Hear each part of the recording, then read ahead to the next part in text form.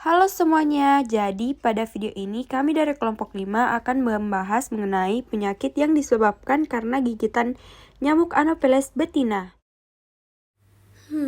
Kira-kira penyakit apa sih itu? Sebelum itu kenalan yuk dengan kelompok kami.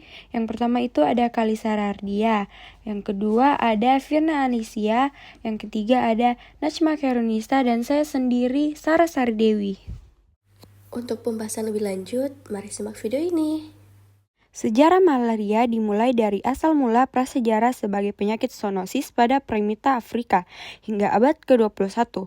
Penyakit menular yang disebar luas dan berpotensi mematikan pada manusia.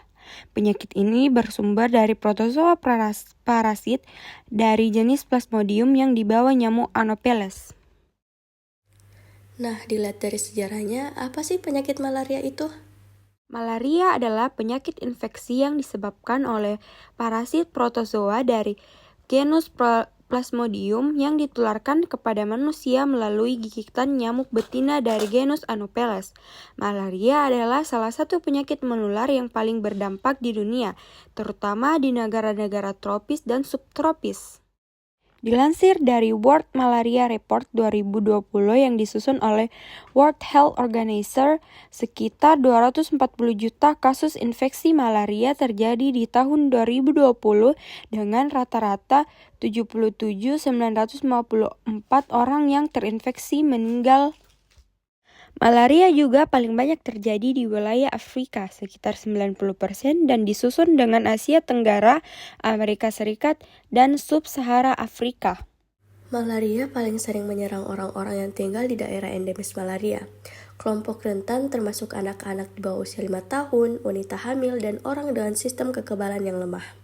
Malaria banyak terjadi di daerah tropis dan subtropis dengan kondisi lingkungan yang mendukung perkembangbiakan nyamuk Anopheles, terutama di wilayah pedesaan dan daerah dengan sanitasi buruk. Di Indonesia, wilayah dengan prevalensi malaria tinggi antara lain Papua, Nusa Tenggara Timur, dan Kalimantan. Faktor geografis dan perubahan iklim turut mempengaruhi distribusi nyamuk vektor malaria.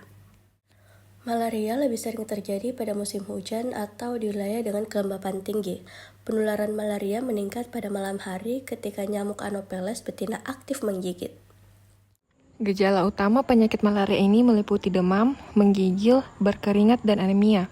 Spesies Plasmodium yang menyebabkan malaria pada manusia termasuk Plasmodium falciparum yang paling mematikan serta Plasmodium vivax, Plasmodium oval, Plasmodium malirae, dan Plasmodium conolesi.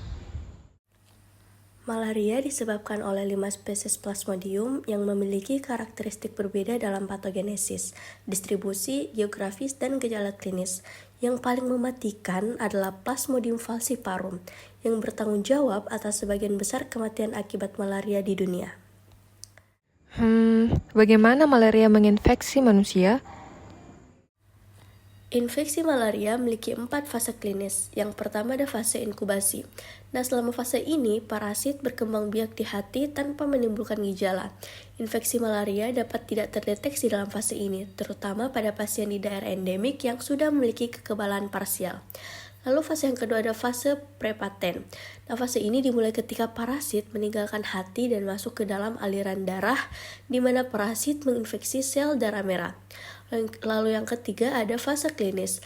Nah, pada fase ini gejala klasik malaria seperti demam, kedinginan, dan berkeringat mulai seiring dengan pecahnya sel darah merah. Lalu yang keempat ada fase komplikasi. Pada fase ini, infeksi Plasmodium falciparum, komplikasi berat seperti malaria cerebral, anemia berat, dan gagal ginjal dapat terjadi. Selanjutnya, bagaimana sih rantai penularan penyakit malaria ini? Malaria ditularkan melalui gigitan nyamuk betina Anopheles yang terinfeksi. Setelah menggigit, parasit memasuki aliran darah manusia dan memulai siklus hidupnya, menyebabkan gejala dan penyebaran penyakit. Bagaimana upaya pencegahan penyakit malaria? Pertama, pencegahan gigitan nyamuk, yaitu menggunakan kelambu berinsektisida dan lotion anti nyamuk.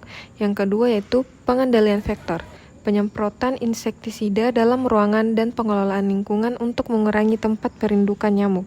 Yang ketiga yaitu profilaksis obat, mengonsumsi obat anti malaria bagi yang berpergian ke daerah endemis. Dengan pencegahan yang tepat dan pengobatan yang efektif, angka infeksi dan kematian akibat malaria dapat ditekan secara signifikan. Sekian dari kami, terima kasih sudah menonton, bye-bye.